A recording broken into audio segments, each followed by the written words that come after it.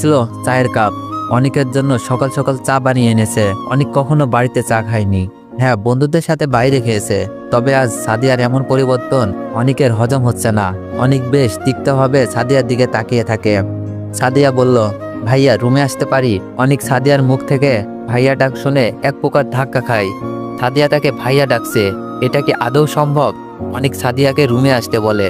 সাদিয়া অনেকের খাটের উপর বসে চায়ের কাপটা অনেকের হাতে দিয়ে বলে, আমি চিন্তা করে দেখেছি, আজ পর্যন্ত আমি যা কিছু করেছি তোমার সাথে সবকিছু অন্যায় করেছি। আমি আমার ভুলটা বুঝতে পেরেছি, আমাকে ক্ষমা করে দাও ভাইয়া। অনেক সাদিয়ার এমন পরিবর্তন দেখে অনেক খুশি প্লাস অবাক হয়। তবে আপাতত এত কিছু ভেবে কাজ নেই। বোনটা তার ভুল বুঝতে পেরেছে, এটাই অনেক। অনেক সাদিয়ার মাথায় হাত বুলিয়ে বলে, ধুর পাগলি, ভাইয়ের কাছে বোনের জন্য কোনোদিন রাগ থাকে না। আর তুই আমার ছোট বোন, আমি তোকে আগেই মাফ করে দিয়েছি। অনেকের কথায় সাদিয়া অনেক খুশি হয়। অনেককে ফ্রেশ হয়ে আসতে বলে। আজ থেকে বুয়া এসেছে, সব কাজ করবে। সে তার মায়ের সাথে এগুলো নিয়ে অনেক তর্ক করেছে। আর ফ্রেশ হয়ে একসাথে নাস্তা করার কথা বলে গেল। অনেক খুশিতে ফ্রেশ হয়ে নিচে গিয়ে দেখে সাদিয়া তার জন্য অপেক্ষা করতেছে। আর রাধিকা বেগম নিজের মতো করে বসে আছে। অনেক আস্তে আস্তে গিয়ে টেবিলে বসে। রাধিকা বেগম একবার অনেকের দিকে তাকিয়ে আবার চোখ ফিরিয়ে নেয়। অনেক, আজ থেকে বাড়ির কোনো কাজ তোর করতে হবে না। আমার মেয়ের জন্য তোকে আমি ছাড় দিচ্ছি, নিজের মতো করে চলতে পারবি। রাধিকা বেগমের কথায় অনেক অনেক খুশি হয়। আজ সব সম্ভব হয়েছে বোনটার জন্য। মনে মনে সাদিয়াকে অনেক ধন্যবাদ দেয়। সাদিয়া খেয়ে কলেজে চলে যায়। আর অনেকও বাড়ি থেকে স্বাভাবিকভাবে বের হয়ে ভার্সিটিতে চলে যায়। কালকে যেতে পারিনি, তাই আজকে আর লেট করতে চাই না। খুশি হবার হয়ে নে, অতি তাড়াতাড়ি তোর কপালে অমাবস্যা নেমে আসবে, তখন কেঁদে কুল পাবি না। এভাবে বেশ কিছুদিন চলে যায়। রাধিকা বেগম অনেককে কিছু বলে না। সাদিয়াও আগের থেকে অনেকের সাথে অনেকটাই ফ্রি হয়ে গিয়েছে। এখন আর অনেকের রুমে যেতে হলে পারমিশন নিতে হয় না। বিকেলের দিকে অনেক নিজের রুমে শুয়ে আছে। তখনই সাদিয়া অনেককে ডাকে। অনেক উঠে সাদিয়ার রুমে চলে যায়। গিয়ে দেখে সাদিয়া বসে আছে। অনেককে দেখে উঠে এসে দরজা বন্ধ করে দিয়ে বলে, অনেককে দেখে উঠে এসে দরজা বন্ধ করে দিয়ে সাদিয়া বলে, ভাইয়া তোকে আজ কিছু বলবো, শুন। অনেক বলে, আচ্ছা বল, তবে দরজা বন্ধ করার কি আছে, এমনিই বলতে পারিস। সাদিয়া বলল, দরজা বন্ধ করে বলতে হবে, সিক্রেট। অনেক বলল, আচ্ছা বল। সাদিয়া বলল, তোর কি মনে হয় তোর সাথে এতদিন ভালো ব্যবহার মন থেকে করেছি?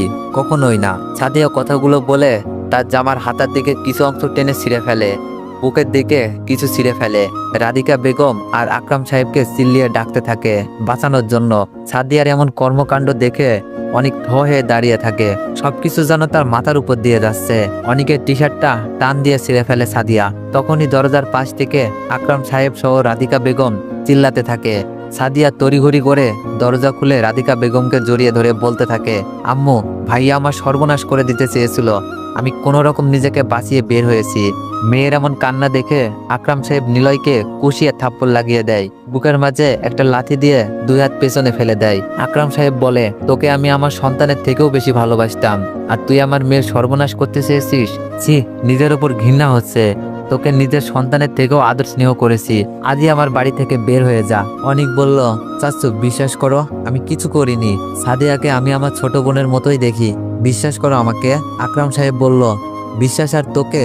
তুই আমার সব বিশ্বাস নষ্ট করে গুড়িয়ে দিয়েছিস। তোকে আমি দেখলেও নিজের ওপর ঘৃণা আসবে। এখনই বের হয়ে যা আমার বাড়ি থেকে। অনেক বুঝতে পারে এখন আর চাচ্চুকে হাজার বললেও বিশ্বাস করবে না, কারণ কোনো মেয়েই নিজের ইজ্জত নিয়ে মিথ্যা বলবে না। অনেক রুমে গিয়ে তার জিনিসপত্র নিয়ে বের হয়ে আসার সময় শুধু বলে, চাচ্চু একটা কথা কি জানো, তোমার আদর্শে আমি বড় হয়েছি। তুমি যেটা শিখিয়েছ ওটাই করে আসছি। আজ পর্যন্ত এমন কিছু করিনি যার জন্য তোমার মাথা নিচু হবে। আমি কিছু করিনি, তবে এখন হাজার বললেও বিশ্বাস করবে না। আসি। কথাগুলো বলে অনেক চলে আসে। আকরাম সাহেব অন্যদিকে তাকিয়েছিল, কারণ ছেলেটাকে তিনি অসম্ভব ভালোবাসে। কিন্তু ছেলেটা তার মেয়ের সাথে এমন করতে পারবে জানা ছিল না। কোথায় যাবে বুঝতে পারছে না অনেক। ঢাকায় যেতে হবে, ওখানে কোনো কাজকর্ম করে পড়াশোনাটা করতে হবে। তাই সে ময়মনসিংহ রেল স্টেশনে চলে আসে। প্রায় সন্ধ্যার পর একটা রেল আসে ঢাকার উদ্দেশ্যে। অনেক ওটাতেই উঠে যায়। প্রায় ফরজের আজান দিবে সময়ে ঢাকা কমলাপুর রেল স্টেশনে নামে। কমলাপুরের মতো জামজট স্টেশনটাও আজ ফাঁকা নির্জন লাগছে। লাগতেছে। অনেক জানে না সে কোথায় যাবে, তবে সিদ্ধান্ত নেয় এই ব্যস্ত শহরটায় যেহেতু এসেছে, সংগ্রাম করে হলেও বাঁচতে হবে। হেঁটে হেঁটে একটু দূরে যেতেই দেখতে পাই কয়েকজন লোক একজনকে ধরে জোরজবস্তি করে তার থেকে টাকা নেওয়ার চেষ্টা করছে। লোকটা মিনতি করতেছে না নেওয়ার জন্য। অনেক তাদের সামনে গিয়ে বলে, কি ভাই, লোকটার সাথে এমন করতেছেন কেন? ওনাকে ছেড়ে দেন। তাদের মাঝ থেকে একজন বলে ওঠে, তোর এখানে কাজ কি? ভাগ এখান থেকে, না হলে তোর কপালে শনি আছে। অনেক বলে, কার কপালে শনি আছে এখনই বুঝতে পারবি। কথাগুলো বলেই অনেক একজনকে কিক মারে, ছেলেটা ছিটকে গিয়ে দূরে পড়ে। এভাবে একে একে তিনজনকে ইচ্ছা মতো কেলানি দেয়। ছেলেগুলো পালিয়ে যায়। লোকটা বলল, কে তুমি বাবা? আজ আমার অনেক বড় উপকার করলে। তা তুমি কোথায় যাচ্ছ? মনে হচ্ছে স্টেশন থেকে আসছো। অনেক বলল, জি চাচা, আমি ময়মনসিং থেকে এসেছি। আপাতত থাকার মতো কোনো কিছুই নেই, যেখানে পাবো শুয়ে পড়বো। লোকটা বলল, কেন, তোমার ফ্যামিলির মানুষ কোথায় বাবা? অনেক বলল, আমি এতিম চাচা, আব্বু আম্মু মারা গেছে, আমার কেউ নেই। লোকটা বলল, এভাবে বলে না, যার কেউ নেই তার আল্লাহ আছে। আচ্ছা চলো, তুমি আমার সাথে আমার বাড়িতে যাবে। আগে আমার মেয়েকে আনি, সেই ওই ট্রেন দিয়ে আসার কথা, তাকে নেয়ার জন্য এসেছিলাম, কিন্তু রাস্তায় এই বকাটে ছিনতাইকারীরা ধরলো। অনেক আর দ্বিমত করে না, কারণ থাকার মতো তার কোনো কিছুই নেই। আপাতত ওনার সাথে গেলেই হয়। অনেক লোকটার সাথে আবার স্টেশনের দিকে যায়। সেখানে যাওয়ার পর একজনকে দেখে অনেক, লোকটার পিছনে পালাই ভয়ে। সামনে একজন মেয়ে দাঁড়িয়েছিল। মেয়েটির চোখগুলো টানা টানা, দেখতে অসম্ভব সুন্দর। অনেক মেয়েটিকে দেখে লোকটির পেছনে লুকিয়ে যাওয়ার কারণ হলো, যখন অনেক ট্রেনে ওঠে তখন মেয়েটিকে দেখেই থমকে যায়, কারণ মেয়েটি ট্রেনের টিটির সাথে ঝামেলা করছিল। যখন মেয়েটি ঝগড়া করছিল তখন বারবার মেয়েটির অবাধ্য চুলগুলো মুখের সামনে আছড়ে পড়ছিল। ঝগড়া করার ফাঁকে ফাঁকে মেয়েটির চুলগুলো পিছনে গুজে দিচ্ছিল। অনেক ভালো করেই মেয়েটিকে দেখে।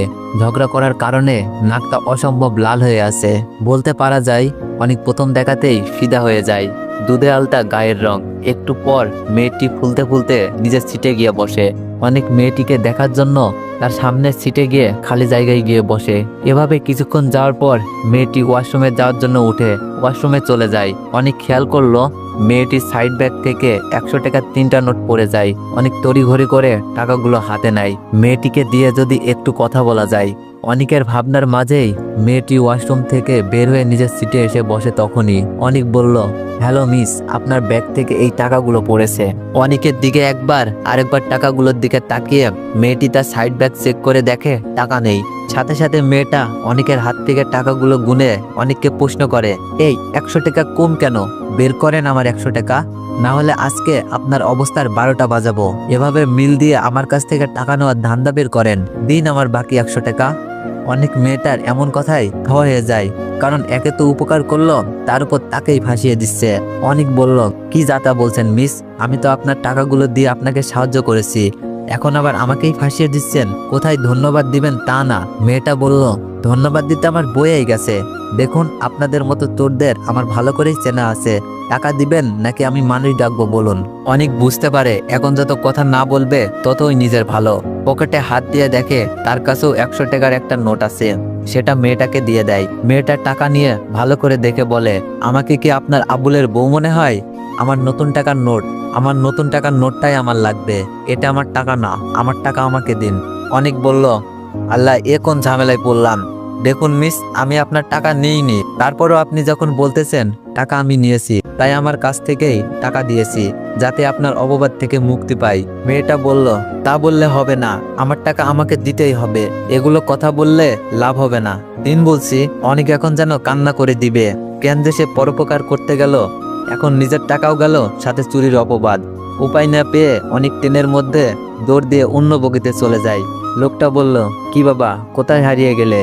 অনেক লোকটার কথাই বাস্তবে ফিরে সামনে তাকিয়ে দেখে মেয়েটি কোমরে হাত দিয়ে রাগী লোকে তাকিয়ে আছে তার দিকে।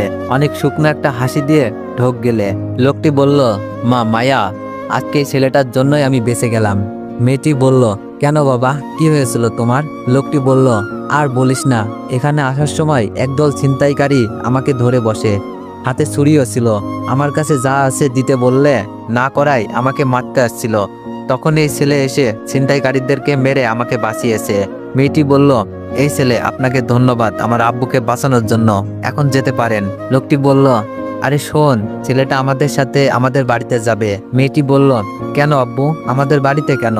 লোকটি বলল, কারণ ছেলেটি প্রথম ঢাকা এসেছে, আর তার কেউ ঢাকাতে থাকে না। ছেলেটি এতিম, আমার এত বড় উপকার করলো, এটা তো করতেই পারি।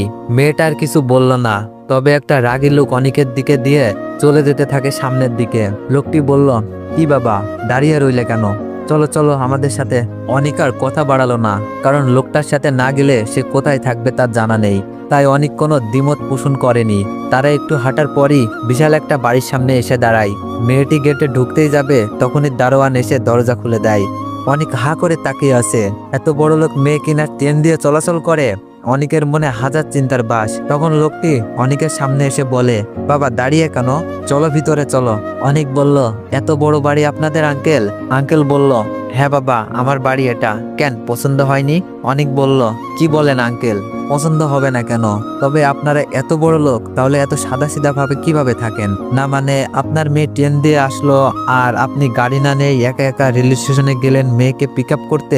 আঙ্কেল বলল, বুঝতে পেরেছি বাবা, তোমার মনে অনেক প্রশ্ন ঘুরপাক খাচ্ছে। তাহলে শোনো, আমার নাম আনাব চৌধুরী। চৌধুরী গ্রুপ অফ ইন্ডাস্ট্রিজের চেয়ারম্যান আমরা সবাই সাদাসিধা ভাবে চলাফেরা করতে পছন্দ করি, এই আর কি। আচ্ছা চলো ভিতরে চলো, বাকি কথা না হয় ভিতরেই হবে। অনিক আর কথা বাড়ায় না, আনাব চৌধুরীর সাথে যেতে থাকে। দরজার সামনে যেতেই একজন মহিলা এসে বলে, কি গো মায়া, এমন ভাবে রেগে আছো কেন? আর তোমার সাথে ছেলেটাই বা কে? বলছি সব। তারপর আনাব চৌধুরী ওনার স্ত্রীকে সব কাহিনী খুলে বলে। আনাব চৌধুরীর স্ত্রী বলল, তাহলে তো ভালোই করেছো। আর বাবা, তোমার যতদিন মন চাই আমাদের সাথে থাকিও। এখন যাও, ফ্রেশ হয়ে আসো, আমি খাবার দিচ্ছি। এটা বলে আন্টি একজনকে ডাক দেয়। সাথে সাথে একজন মেয়ে এসে হাজির, সম্ভবত এখানে কাজ করে। আন্টি বলে, আরে বাবা, দেখলে আমি কেমন? তোমার নামটাই তো জিজ্ঞেস করতে ভুলে গিয়েছি। আমি বললাম, জি আন্টি, আমার নাম অনিক মাহমুদ। আন্টি বলল, রহিমা, যাও অনিককে নিয়ে গেস্ট রুমটা দেখিয়ে দিয়ে আয়। আর বাবা, যাও ফ্রেশ হও গিয়ে। আমি নিচের দিকে তাকিয়ে শুধু হা মাথা নাড়ালাম, কারণ মানুষগুলো সত্যি অনেক নরম মনের মানুষ। এত বড় লোক হওয়ার পরেও কোনো হিংসে নেই। ওনাদের মেয়ে মায়ারও নেই, তবে অসম্ভব রকম রাগী।